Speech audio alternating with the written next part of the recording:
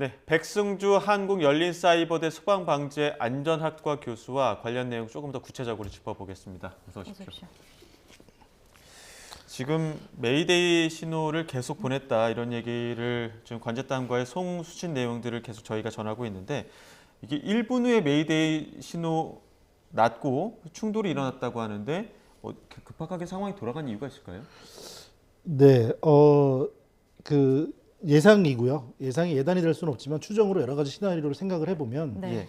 일단 국토교통부는 3시, 5시 그 이후 브리핑에서 이제 시간이 조금씩 바뀐 부분이 있는데 이건 의도적인 게 아니고 현장에서 정해지는 정보만으로 정리를 하다 보니까 착오가 있었던 거, 혼선이 있었던 것 같습니다. 근데 그 부분에서 죄송합니다.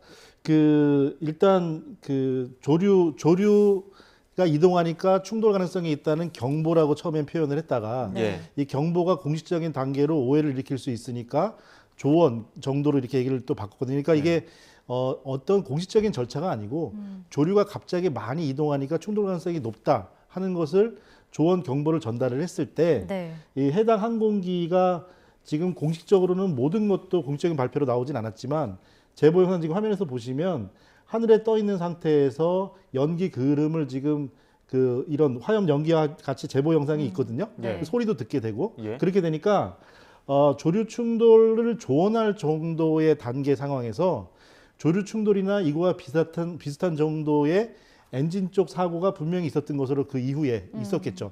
근데 그런 부분에서 5시 브리핑에서 국토부에서 얘기한 게 연관되는 말이죠.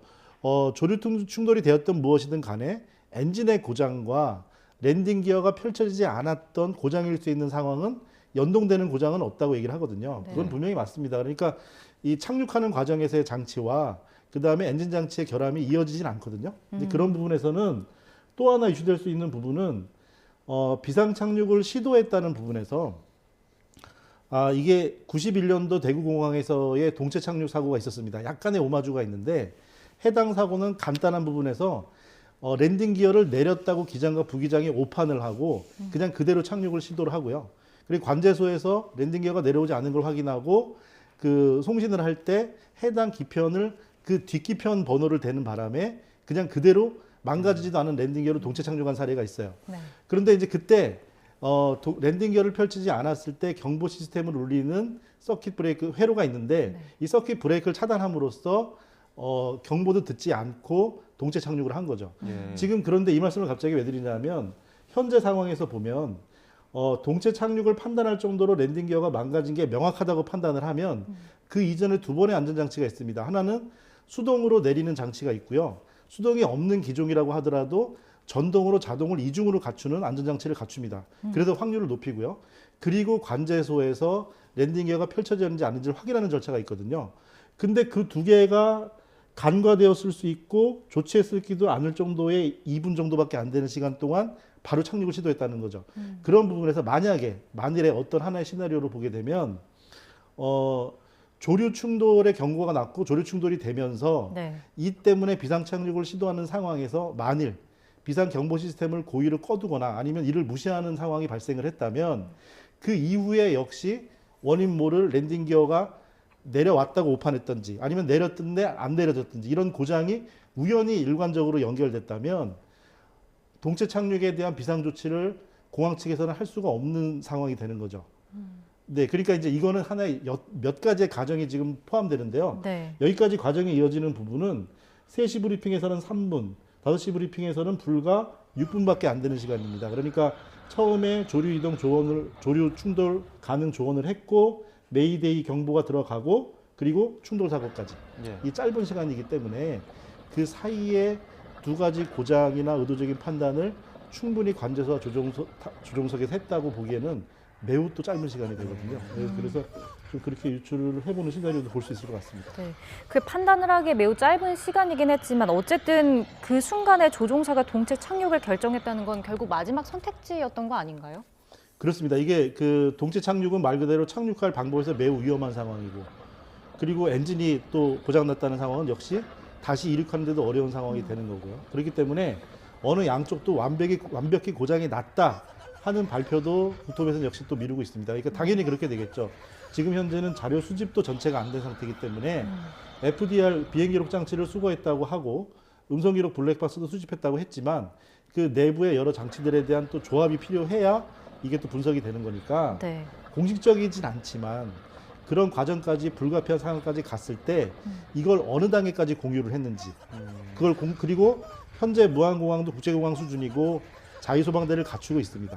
이제 그런 상황에서 활주로가 길게 되면 세 군데, 그러니까 처음, 중간, 끝부분, 특히 끝부분이 위험하기 때문에 끝부분에 구조 소방력을 좀 집중하는 부분이 있거든요.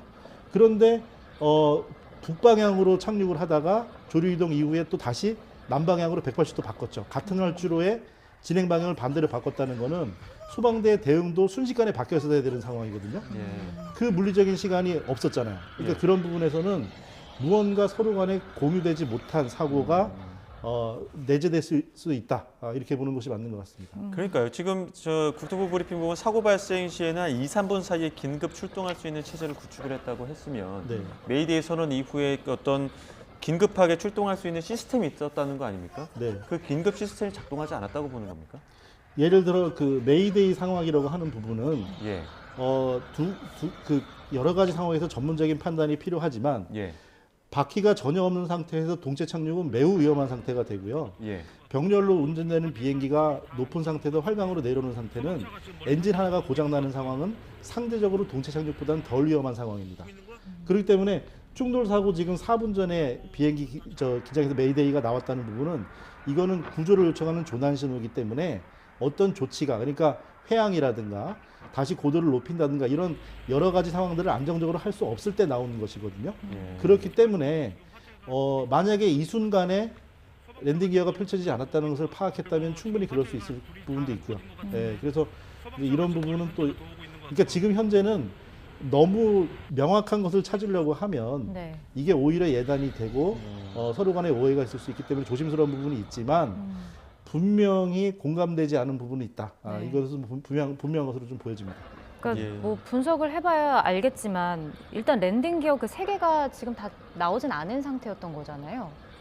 그렇습니다. 지금 영상 제보가 있기 때문에 네. 공식 입장에서는 랜딩 기어 고장은 살펴봐야 된다고 했고요. 근데 영상에서 보면 조작을 안 했던 아니면 망가져서 못 내려왔던 해당 기종은 앞머리 중간에 바퀴가 있고요. 그리고 뒷날개 쪽으로 몸통 부분으로 두 개가 양쪽으로 있기 때문에 지금 착륙 제보 영상에서 흙먼지하고 엔진 쪽에서 나오는 연기 때문에 뒷바퀴는 안 보인다고 하더라도 앞바퀴는 명확하게 없습니다. 그러니까 네. 안 내려온 거죠. 그리고 해당 기종은 또 뒷바퀴가 이렇게 옆으로 접혀서 눕혀 들어가는 거고 덮개가 없는 형태의 기종이에요. 그런데 다른 그 정상 상태의 착륙 영상을 보더라도 지금 현재 보면은 엔진이 날개 밑에 붙어 있는 엔진이 그 활주로 바닥에 닿아 있거든요. 네. 뒷바퀴가 펼쳐졌다면 이게 약간 떠 있는 정도의 높이가 됩니다. 그러니까 명확히 뒷바퀴의 위치를 볼 수는 없지만 동체 날개의 높이로 봐서는 뒷바퀴도 역시 펼쳐지지 않은 것으로 보이고요.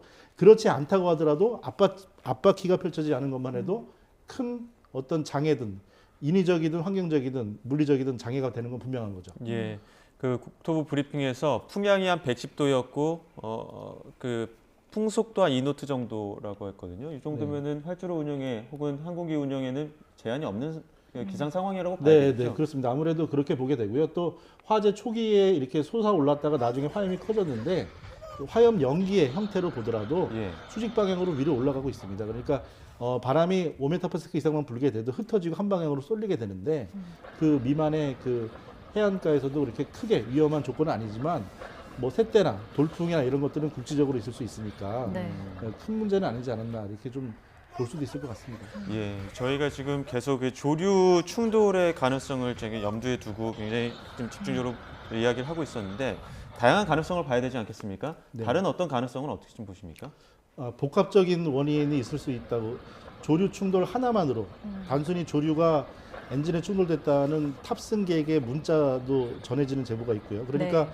이런 것들은 사실은 기장의 안내 방송이나 확인되진 않았지만 승객들이 그런 걸 통해서 알 수 있잖아요. 예. 새가 끼어들어서 걸렸다 이렇게 얘기하는 구체적인 상황은 뭐 유추했을 수도 있겠지만 안내 방송을 통했다고 하면 조류 충돌 사고가 있었다고 보는 게 맞는 것 같고요. 네. 그리고 어떤 제보자분께서는 그 그름 상태, 연기가 나오는 상태의 항공기를 목격을 하고 근처에 계시기 때문에 자차로 이동을 했을 때 그때 활주 상태의 항공기를 보셨다고 했어요. 그러니까 그 사이 시간이 상당히 수분 정도의 시간도 또 있었거든요. 그래서 단순히 엔진 한쪽의 조류 충돌에 의한 파손이다. 근데 그게 무조건 동체 착륙과 이런 사고로 이어졌다고 보는 부분에서는 큰 원인일 수 있겠지만 하나의 원인이 아닐 수도 있다. 이런 메시지가 나오는 부분이 좀 보여지는 것 같습니다. 네, 그 조류 충돌만으로만 이 사고가 일어날 수 있다고 보기엔 좀 어려울 수도 있는 건데 그럼 결국에 기체 결함 여부도 좀 살펴봐야 하는 거 아닌가요? 더불어서 이게 물적과 인적 연결 요소가 좀 있지 않나 싶습니다. 무슨 말씀이냐면 건물에 화재가 났을 때 동시에 두 군데서 화재가 나기는 확률이 매우 어렵습니다. 이렇게 싱글 리스크라고 얘기하는데요. 고의적인 테러가 아닌 이상의 재난 상황이 두 가지가 동시에 발생하기 매우 어렵거든요. 네. 그렇다고 그걸 테러로 본다는 말씀은 절대 아니고요. 네. 그러니까 이거는 이 고장 상황이 랜딩 기어가 펼쳐지지 않은 상황, 국토부에서 5시 브리핑에 얘기했습니다. 랜딩 기어가 펼쳐지지 않은 상황하고 엔진 쪽에 연기가 나는 조류 충돌이든 어쨌든 간에 엔진 쪽이 고장 나는 상황에서는 연동되는 고장의 과정은 없어요. 두 개가. 이거는 물리적인 상황입니다.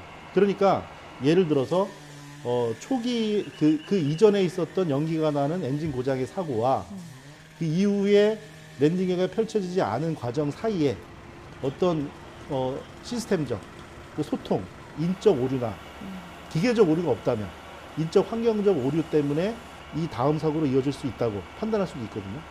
그러니까 화재 시에 추락 때문에 사망 사고가 생길 수 있습니다. 네. 화재와 추락은 직접적인 인과관계가 없지만 화재 때문에 피난하는 피난의 극한적인 상황 때문에 추락을 판단할 수 있는 거거든요. 그러니까 인적이나 환경적 영향도 분명히 있기 때문에 여러 가지 이런 사고에서는 한 가지 시나리오를 결정하고 자료를 수집한다기보다 절대 안 되는 거고요. 수많은 시나리오를 모든 시나리오를 세워놓고 불가능한 것들을 하나씩 지어나가는 과정을 거쳐야 합니다. 그렇기 때문에 그런 인적 오류의 연결고리도 충분히 있을 수 있다. 이렇게 좀 보여집니다. 국토부에서 그 동체 착륙 화재 예방 조치가 제대로 이루어지지 않은 부분들은 파악이 됐다라고 하거든요. 네. 그 동체 착륙 화재 예방 조치라고 하면 어떤 것들이 있죠? 네, 일단은 그 조종석과 관제소에서는 긴밀하게 서로 간의 공간과 환경들을 연락을 하는데 지상 대응팀의 활동이 매우 중요합니다. 예. 지상은 이제 구조 구급과 시스템이 있는데 일단은 소방대에서는요, 국제공항 수준이기 때문에 활주로 상에 지금 동체가 부딪히면서 마찰을 통해서 서야 되기 때문에 불꽃과 마찰 일이 생깁니다. 그런데 항공기는 날개 몸통에 항공유, 유리를 채우고 있죠. 그런 상황에서 폭발 사고로 반드시 거의 높은 확률로 이어지기 때문에 미리 화학 폼을 활주로에 씌워 놓고요. 그리고 소방대가 3군데로 처음, 중간, 끝으로 분할하지만 가능하면 가장 끝 부분에 구조 소방을 집합시킵니다. 그러니까 그런 부분에서 대응이 이거는 2, 3분 만에 이루어질 수 있는 게 아니죠. 그러니까 신속하게 출동을 개시하는 거는 2, 3분 만이지만 이런 조치의 과정을 거친 후에 선의 비행을 마친 비행기가 동체 착륙을 하는 게 일반적인 과정이거든요. 네. 근데 지금 부분에서는 조류를 부딪히지도 않은 이전에 조류 충돌을 경고하는 상황에서 착륙까지 6분밖에 안 되는 상황이기 때문에 소방대가 물리적으로 대응하는 시간이 없었다. 그 얘기는 다시 또 얘기를 하면 이게 과연 동체 착륙을 판단한 것들이 소방대가 공감을 했냐, 네. 조치가 완료된 이후에 시도를 했냐, 이런 부분에 대한 의문이 생기는 거죠. 네. 예. 그리고 또 국토부가 앞서 브리핑에서는 이제 활주로 길이가 뭐 사고 원인으로 보긴 어렵다 이렇게 선을 그은 상태였거든요. 근데 일각에서는 활주로가 만약에 길었다면 이 여객기가 담벼락에 충돌하기 전에 지면과의 마찰로 멈출 수 있었던 것 아니냐 이런 시각도 있더라고요. 이건 어떻게 봐야 할까요? 활주로가 상대적으로 짧은 것이 전혀 문제가 없다고 하면 틀린 말이 되겠죠. 그러면 길게 활주로를 지을 필요가 없다는 얘기가 나오게 되는 겁니다. 그러니까 분명히 짧은 활주로가 위험성은 높고 또 부딪힌 것도 사실이기 때문에 그렇지만 네. 그게 어떤 그 운행을 제한할 정도로 또 우리가 탑승을 안 할 정도로 비행기가 취항을 못할 정도의 길이는 아니고 여러 가지 상황으로 검증은 된 그런 활주로이기 때문에 하지만 지금 이 안타까운 사고에서 이랬으면 저랬으면 하는 마음이 어떻게 안 생기겠습니까? 지금 저 사고에서 분명히 뒤에 평지가 있고 담장이 없었으면 가서 설 수도 있지 않았을까 하는 생각을 가지게 되겠죠. 그래서 네. 이거를 어떤 제도적이나 이렇게 단언적으로 전혀 관계가 없다고 볼 수도 있겠지만 공식적으로는 좀 길었으면 어떨까 하는 아쉬움도 가져봅니다. 워낙 큰 사고였기 때문에 아쉬움도 클 수밖에 없는데요. 상업용 여객기 같은 경우에는 이제 다음에 추후에 이런 사고 같은 경우에 어떤 일들이 있었는지, 복합적으로 어떤 원인들이 있었는지 조사하는데 보통은 짧게는 6개월, 길면 한 3년 정도를 조사해야 된다는 거 아닙니까? 어떤 부분들을 좀 지금 현재 조사해야 된다고 보십니까? 네, 그 항공기 사고는 국가 간의 특히나 국제선이기 때문에 제조사도 보잉사도 마찬가지고 지금 태국과 우리나라 국제 간에 그리고 시간을 매우 길게 매우 방대한 자료를 수집을 해야 되고요.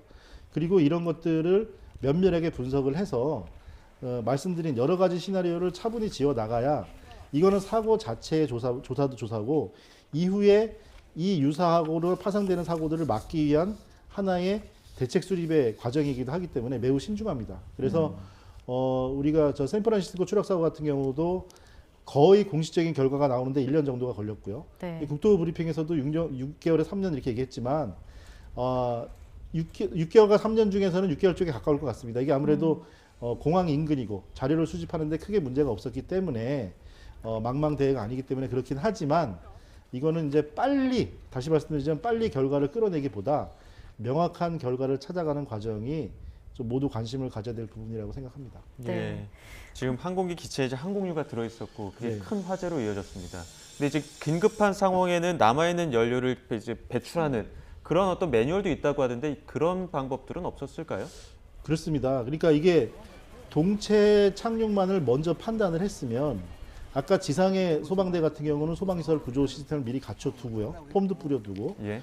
그리고 폼이라고 하는 거니 화재가 더 커지지 않도록 하는 어떤 약품들을 뿌리는 네, 거죠. 그렇습니다. 이게 그 유리화재 같은 경우는 예.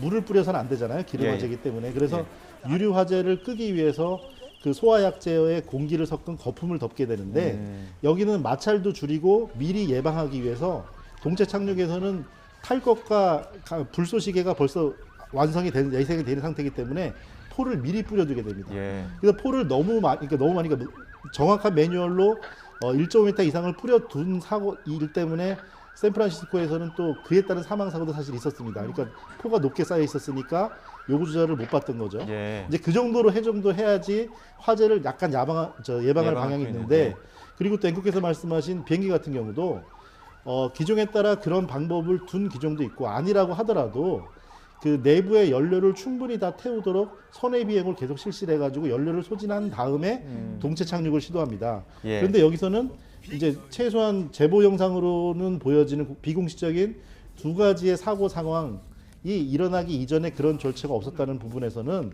이 동체 착륙이 갑자기 이루어진 상황일 거라고 예상할 수 있는 측면이 있습니다. 그러니까 예. 활줄에 뭐 폼을 좀 깐다든지 이런 그물망 설치하는 작업 자체를 뭐 준비할 수 있는 시간이 너무 부족했다 이런 거네요. 그렇죠. 그러니까 그 시간을 예를 들어 짧은 시간을 주고 동체 착륙을 시도했다 그게 아니고 그 시간이 필요한데 동체 착륙의 단계로 들어갈 수밖에 없었다.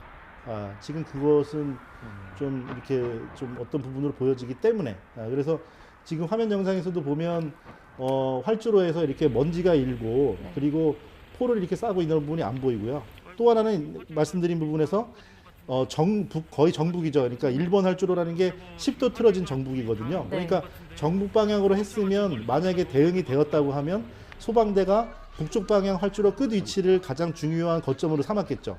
근데 착륙 지점을 순식간에 아래로 바꿨잖아요. 네. 그럼 이게 또 바뀌어야 되는 거잖아요. 그래도 그런 시간도 안 될 정도의 불과 4분 정도이기 때문에 이게 공유되지 않았다. 이런 부분은 당연히 의도적이지 않겠죠. 그러니까 어떤 절차상의 오류가 있었다 이렇게 좀 보여집니다. 말씀하신 그 복행을 했을 때 충분히 회항하지 못했던 부분, 네, 그렇죠. 너무 짧아서 각도를 제대로 잡지 못했던 부분들이 있지 않습니까? 네. 그건 이제 엔진 결함에 의해서 어느 정도 그 더 이상 추진을 받지 못했기 때문이라고 봐야 되는 겁니까? 그래서 예를 들어 그 동체 착륙을 해야 되겠다고 판단을 할 정도로 랜딩 기어가 망가진 걸 알았다면 그 비행기를 회항하거나 할 때 최대한 시간을 좀 했을 텐데 예. 순식간에 그 남쪽으로 방향을 바꿀 정도로 했다는 부분에서는 이 조류 충돌 이후에 그에 따른 엔진 결함이나 뭐 이런 것들 때문에 이렇게 빨리 판단을 신속하게 했었어야 되는 상황이 이어지지 않았나. 더 떠있지 못하겠다라는 판단 네, 때문에 네, 네, 얼른 네. 내려가야지라는 판단을 했다는 네, 거죠. 네, 그렇게도 그런 부분이 있습니다. 예. 그런데 그래서 이제 왜냐하면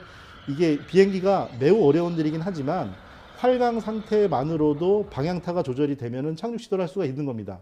그런데 이렇게 선회를 하는 와중에 엔진이 고장내가 된다면 방향을 잃게 되는 거잖아요.